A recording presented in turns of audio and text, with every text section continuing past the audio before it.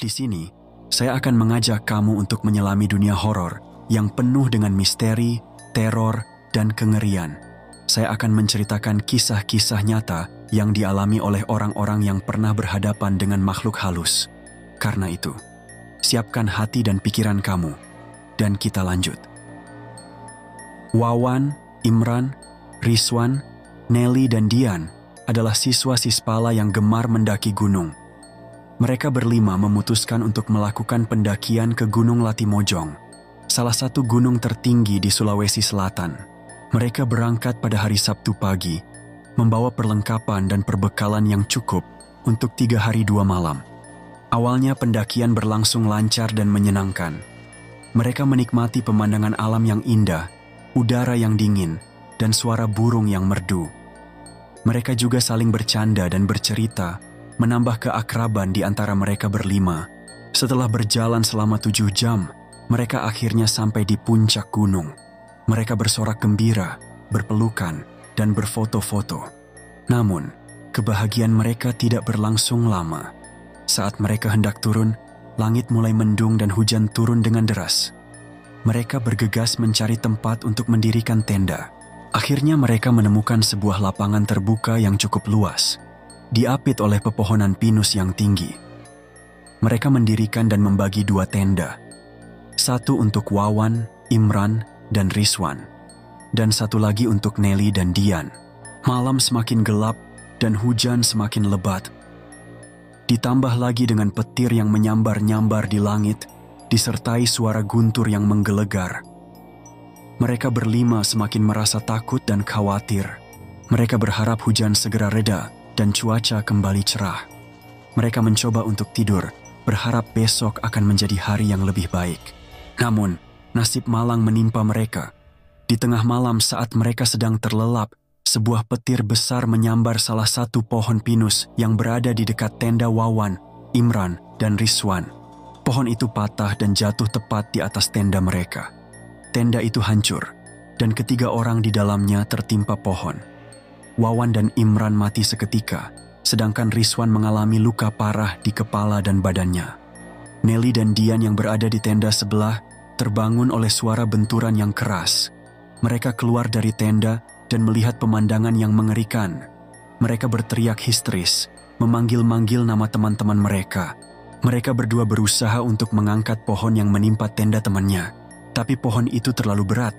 Akhirnya mereka hanya bisa pasrah, menangis dan berdoa.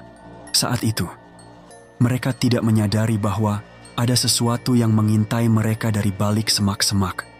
Sesuatu yang berbulu hitam, bermata merah, dan bergigi tajam. Sesuatu yang lapar dan haus akan darah.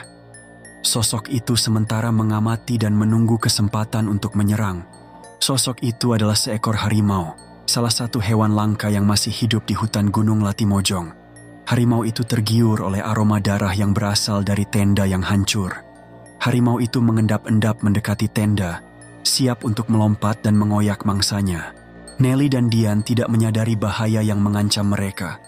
Mereka terlalu sibuk menangisi nasib teman-teman mereka, dan mereka tidak mendengar langkah kaki harimau yang semakin mendekat. Mereka tidak melihat bayangan harimau yang semakin besar. Tiba-tiba, harimau itu melompat dari semak-semak, mengaum dengan ganas. Nelly dan Dian terkejut dan berteriak kencang. Mereka berusaha untuk lari, tapi sudah terlambat. Harimau itu menangkap Nelly dengan cakarnya dan menggigit lehernya. Nelly pun mati dalam sekejap. Sementara Dian yang melihat temannya dibunuh, merasa ketakutan dan putus asa. Dia berlari sekuat tenaga, berharap bisa selamat. Namun, harimau itu tidak puas dengan satu mangsa. Harimau itu pun mengejar Dian dengan cepat. Dian berlari tanpa arah dan tidak tahu kemana harus pergi. Dia berharap ada orang lain yang bisa menolongnya. Dia berharap ada jalan keluar dari hutan yang mencekam ini. Tapi, harapan itu sia-sia. Harimau itu berhasil mengejar Dian dan menyerangnya dari belakang. Dian terjatuh dan merasakan sakit yang luar biasa. Dia melihat harimau itu menggeram di atasnya, menatapnya dengan mata yang dingin. Dia merasakan cakar dan gigi harimau itu menusuk tubuhnya. Dia merasakan darahnya mengalir keluar. dan dia merasakan nyawanya melayang pergi. Di sisi lain, ada seseorang yang kebetulan sedang berada di hutan saat itu. Rizal adalah seorang pemuda yang tinggal di desa Latimojong. Dia adalah seorang pecinta alam yang sering menjelajahi hutan dan gunung di sekitarnya. Dia adalah seorang yang berani dan tangguh, yang tidak takut menghadapi bahaya. Rizal sedang berada di hutan saat malam itu. Dia sedang mencari kayu bakar untuk keperluan di rumah kebunnya. Kebetulan setiap malam Rizal menjaga di kebun jagung miliknya dari hama babi. Saat itu dia membawa sebilah parang dan sebuah senter sebagai perlengkapannya. Tiba-tiba, dia mendengar suara teriakan yang memecah kesunyian malam. Suara teriakan yang penuh ketakutan dan kesakitan. Dan Rizal sempat heran, karena suara teriakan itu berasal dari arah puncak gunung Latimojong. Rizal merasa penasaran dan khawatir. Dia berpikir, mungkin ada orang yang sedang dalam bahaya di atas gunung tersebut. Tanpa pikir panjang, dia pun segera menuju ke atas gunung mencari sumber suara teriakan yang butuh pertolongan. Sambil menyalakan senternya, Rizal pun bergegas menuju gunung itu dengan harapan dirinya tidak terlambat. Dia sangat berharap bisa menolong dan menyelamatkan seseorang di atas sana yang butuh pertolongan.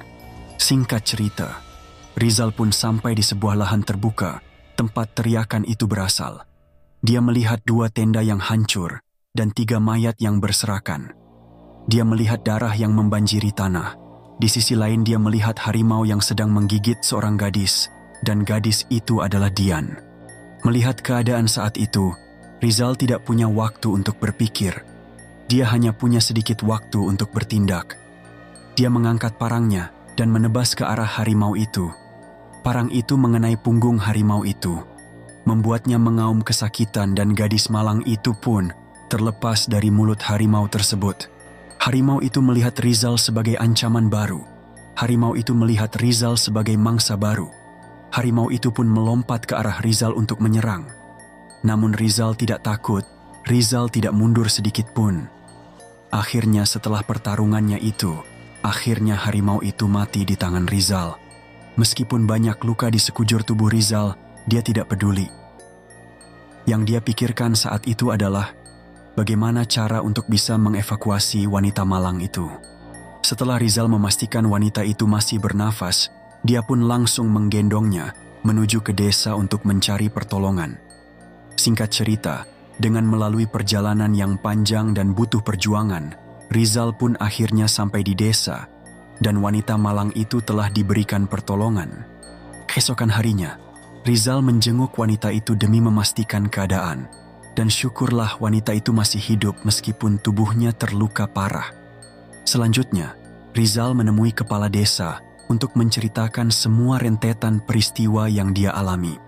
Setelah mendengarkan semua kesaksian Rizal, kepala desa itu pun langsung menghubungi pihak kepolisian dan tim SAR untuk mengevakuasi korban yang masih berada di atas gunung Latimojong. Catatan, cerita ini bersumber dari Dian yang selamat dari tragedi gunung Latimojong dan Rizal yang berhasil mengevakuasi Dian.